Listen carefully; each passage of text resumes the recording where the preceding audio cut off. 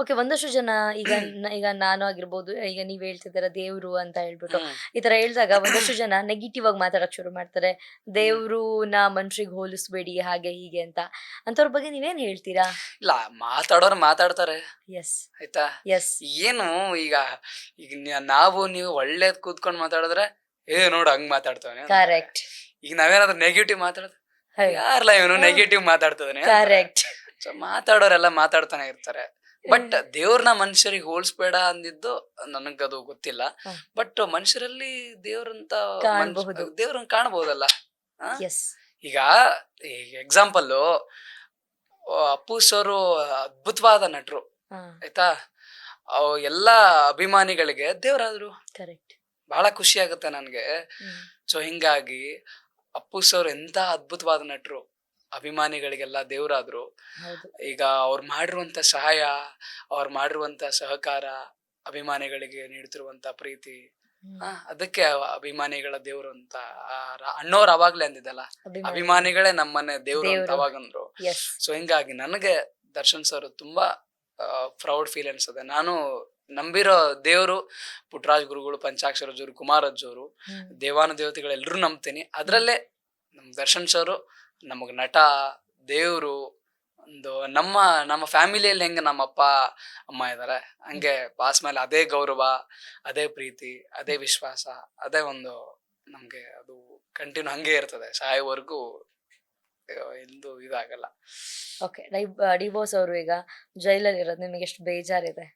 ಖಂಡಿತ ನನ್ಗೂ ಇಲ್ಲ ಬಾಸ್ ಅಭಿಮಾನಿಗಳಿಗೂ ತುಂಬಾನೇ ಬೇಜಾರಾಗ್ತಾ ಐತೆ.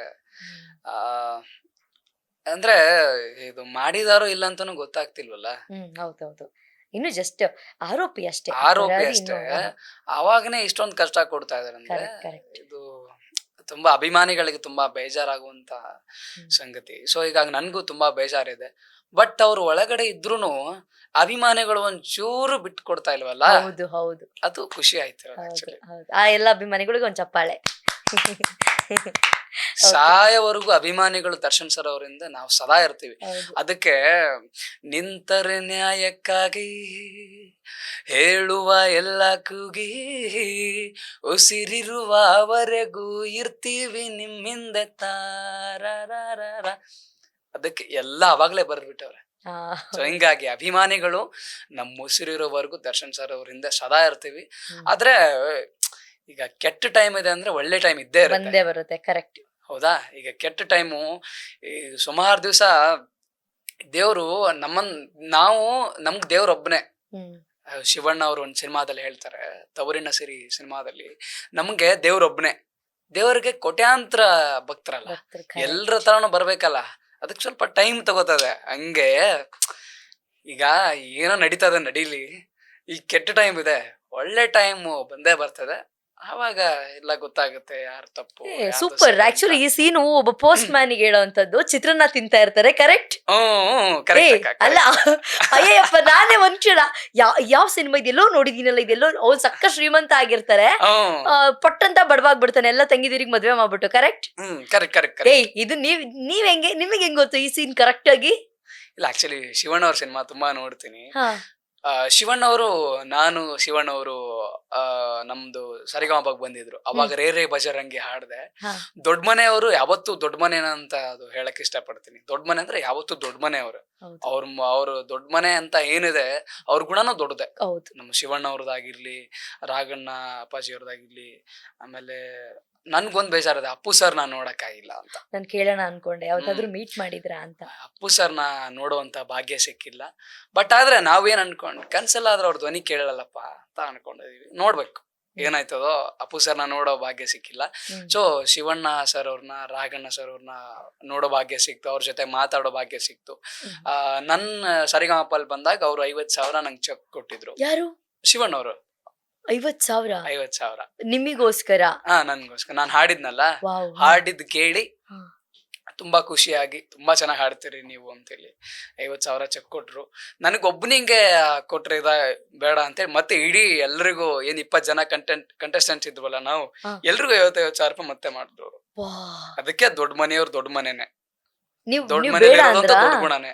ನೀವು ನನ್ನ ಒಬ್ನಿಗೆ ಆದ್ರೆ ಬೇಡ ಅಂದ್ರ? ಹಂಗಲ್ಲ, ನನ್ ಕೊಟ್ಟಿದ್ರಲ್ಲ, ಈಗ ಪ್ರೀತಿಯಿಂದ ಕೊಡ್ತಾ ಇದ್ಮೇಲೆ ಬೇಡ ಬೇಡ ಅನ್ನಕ್ಕೆ ಹೆಂಗೈತದೆ? ಹಂಗೆ ಪ್ರೀತಿಯಿಂದ ಕೊಟ್ಟಿದ್ದೀನಿ ಅದೇ ಆಶೀರ್ವಾದ ಮಾಡ್ತಾ ಇದ್ರಲ್ಲ ಹೌದು, ನಮ್ ಹೌದು. ಗೀತಕ್ಕ ಶಿವಣ್ಣ ಸರ್ ಅವರು ತುಂಬಾ ಪ್ರೀತಿಯಿಂದ ಕೊಟ್ರು.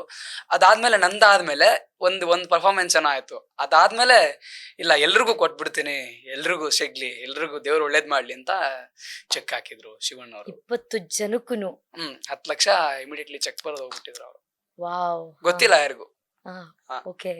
ಸೊ ಹಂಗೆ ಆ, ಎಲ್ಲ ನಡೀತಾ ಇರ್ತದೆ. ಸೊ ಹೀಗಾಗಿ ನೀವ್ ಅಂದ್ರಲ್ಲ ಈಗ ತವರಿನ ಸೀರಿಯಲ್ ಆ ಒಂದು ಸೀನ್ ಇತ್ತು, ಹಂಗೆ ಕೆಟ್ಟ ಟೈಮ್ ಇದೆ, ಒಳ್ಳೆ ಟೈಮ್ ಮುಂದೆ ಬರ್ತದೆ. ಸೊ ಅದಕ್ಕೋಸ್ಕರ ನಾವೆಲ್ಲರೂ ಕಾಯ್ತಾ ಇದೀವಿ. 2023 ನನ್ ಬರ್ತಡೇ ಮುಗಿದು 2024, 25 ಒಟ್ಟು ಮಾಡ್ಕೊಂಡೇ ಇಲ್ಲ. ಬಾಸು 2026 ಬಂದ್ರೆ ಬರ್ತಡೇ. ಯಾವತ್ತು ಬರ್ಡೇ?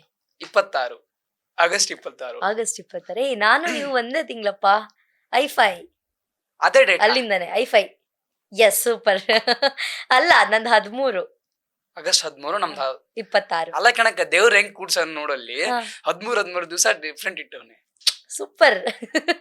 ಸೊ ಹಂಗೆ ಇರ್ತದೆ. ಸೊ ಬಾಸ್ ಬಂದ್ರೆ ಎಲ್ಲ ಅಭಿಮಾನಿಗಳಿಗೆ ಊರ್ ಹಬ್ಬ, ಈಗೆಲ್ಲ ದೀಪಾವಳಿ, ಸಂಕ್ರಾಂತಿ, ಯುಗಾದಿ ಎಲ್ಲ ಮಾಡ್ತಾರಲ್ಲ, ಹಂಗೆ ಡಿ ಹಬ್ಬ ಅಂತ ನಾವ್ ಮಾಡ್ಬಿಡ್ತೀವಿ ನಾವು ಕರ್ನಾಟಕದಲ್ಲಿ.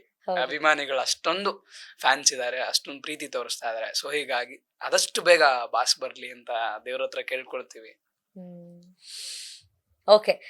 ನೀವು 50 ಹಾಡುಗಳನ್ನ ಬರ್ದಿ ಹಾಡಿದೀರಾ ಅಂತ ಕೇಳ್ಪಟ್ಟೆ. ಹೆಂಗ್ ಸಾಧ್ಯ 50 ಹಾಡುಗಳನ್ನ? ನನಗೆ ಒಂದ್ ಲೈನ್ ಅಲ್ಲಿ ಯಾವ್ದಾದ್ರು ಒಂದ್ ಟಾಪಿಕ್ ಕೊಟ್ಟು ಲೈನ್ ಬರೆಯಮ್ಮ ಅಂದ್ರೆ ಬರೆಯಕ್ ಬರಲ್ಲ ನನಗೆ. ನನ್ ಕೊಡಕ್ಕ ನಾ ಬರ ತೋರಿಸ್ತೀನಿ. ಏನ್ ಟಾಪಿಕ್ ಹೇಳು, ಮಾತಾಡು. ಏನ್ ಟಾಪಿಕ್ ಕೊಡ್ಲಿ? ನೀವೇ ತಗೊಳ್ಳಿ, ತೊಂದ್ರೆ ಇಲ್ಲ.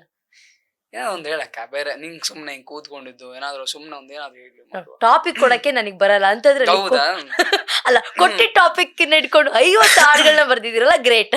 ಇಲ್ಲ, ಆಕ್ಚುಲಿ ಅದೊಂದು ತಲೆಲಿ ಇರುತ್ತಕ್ಕ. ಇವಾಗ ಆಕ್ಚುಲಿ ನೀವು ನೋಡ್ದೆ ಅಂತ ಇಟ್ಕೊಳ್ಳಿ, ಅದೇ ಒಂದ್ ಟಾಪಿಕ್.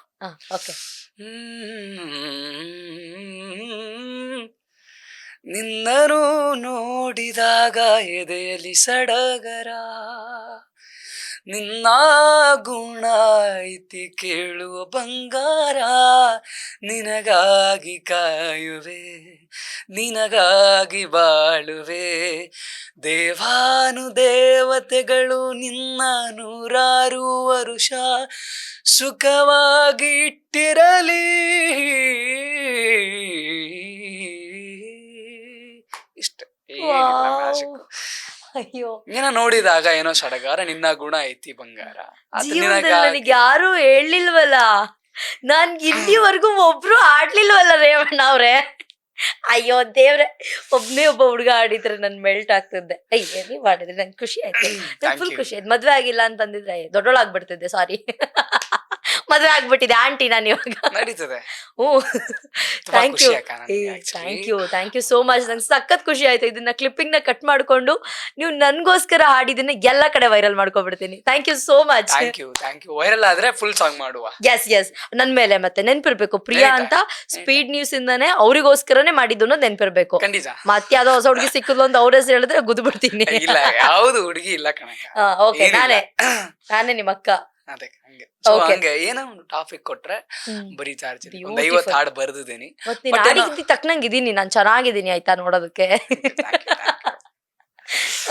ಸೊ ಹಂಗೆ ಏನೋ ಒಂಥರ ಎಲ್ಲಾ ತರದ್ದು ಬರೆದಿದ್ದೀನಕ್ಕ. ಭಾವಗೀತೆಗಳು, ಭಕ್ತಿ ಗೀತೆಗಳು, ಜನಪದ ಗೀತೆ, ನಮ್ಮ ಉತ್ತರ ಕರ್ನಾಟಕ ಸ್ಟೈಲು. ಅದೊಂದು ದೇವ್ರು ಕೊಟ್ಟಿದ್ದಾನೆ. ಮೊಬೈಲ್ ಅಲ್ಲಿ ರೆಕಾರ್ಡ್ ಮಾಡ್ತೀನಿ, ಸುಮ್ನೆ ಕೂತ್ಕೊಂಡಿರ್ತೀನಿ, ರೆಕಾರ್ಡ್ ಮಾಡೋದು. ಆಮೇಲೆ ಇಲ್ಲೇನ್ ಚೇಂಜ್ ಮಾಡ್ಕೋಬೇಕು, ಅದು ಮಾಡ್ಕೊಂಡು ಆಮೇಲೆ ಸಾಂಗ್ ಬರೀತೀನಿ. ಆಮೇಲೆ ಬೇರೆದವ್ರ ಹತ್ರ ಪ್ರೋಗ್ರಾಮಿಂಗ್ ಕೊಟ್ಟು ಅದನ್ನ ರೆಕಾರ್ಡ್ ಮಾಡಿಸ್ತೀನಿ. ಅಷ್ಟೇ ಇರೋದು. ಸೂಪರ್. ನೀವು ಮಹಾರಾಷ್ಟ್ರ, ಕೇರಳ, ಗೋವಾ, ಆಂಧ್ರ ಪ್ರದೇಶ, ತಮಿಳ್ನಾಡು, ಡಿಲ್ಲಿ, ಮುಂಬೈ, ಚೆನ್ನೈ, ಅಯೋಧ್ಯ, ಲಕ್ನೋ, ಓ ಮೈ ಗಾಡ್, ಇಷ್ಟು ಕಡೆ ನೀವು ಸಂಗೀತ ಕಾರ್ಯಕ್ರಮವನ್ನ ಕೊಟ್ಟಿದ್ದೀರಾ.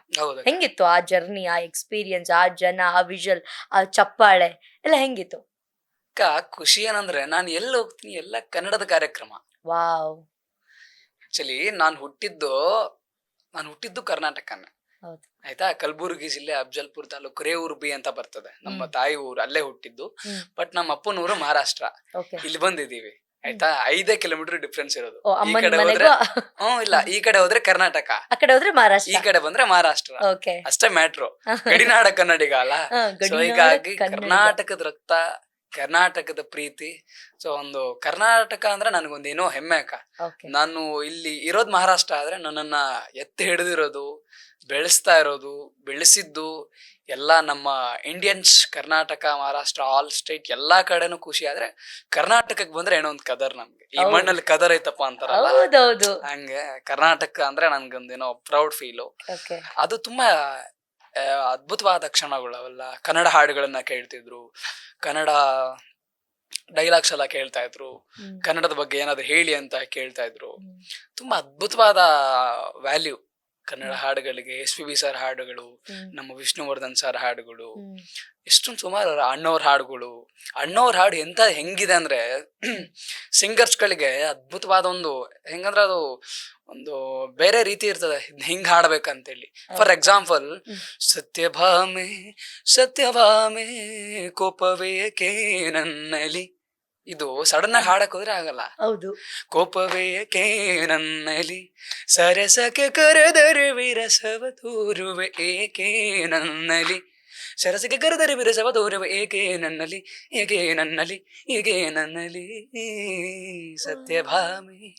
ಹೆಂಗಿದೆ ಒಂದೊಂದು ಹಾಡುಗಳು, ಅಣ್ಣವ್ರದ್ದು ಹಾಡು. ಸೊ ಈ ಕನ್ನಡದ ಹಾಡುಗಳು ಕೇಳಕ್ ಹಿತವಾಗಿದೆ, ಬಟ್ ಹಾಡಕ್ ಹೋದ್ರೆ ತುಂಬಾ ಕಷ್ಟ. ಸೊ ಹೀಗಾಗಿ ಅದ್ಭುತವಾದ ಕ್ಷಣಗಳು. ತುಂಬಾ ಪ್ರೀತಿ ತೋರಿಸ್ತಾರೆ, ಆಶೀರ್ವಾದ ಕೊಡ್ತಾರೆ, ಪ್ರೋತ್ಸಾಹ ನೀಡ್ತಾರೆ. ನೀ ನಮ್ಮವನು ಅಂತ ಒಂದು ಹೇಳ್ತಾರಲ್ಲ, ಆ ನಮ್ಮವನು ಅನ್ನೋದ್ರಲ್ಲೇ ಒಂದೇನೋ ಖುಷಿ ಅಕ್ಕ. ಬಹಳ ಪ್ರೀತಿಯಿಂದ ಕಾಣ್ತಾರೆ. ಅವ್ರಿಗೆ ಸದಾ ಚಿರಋಣಿ ಅಂತ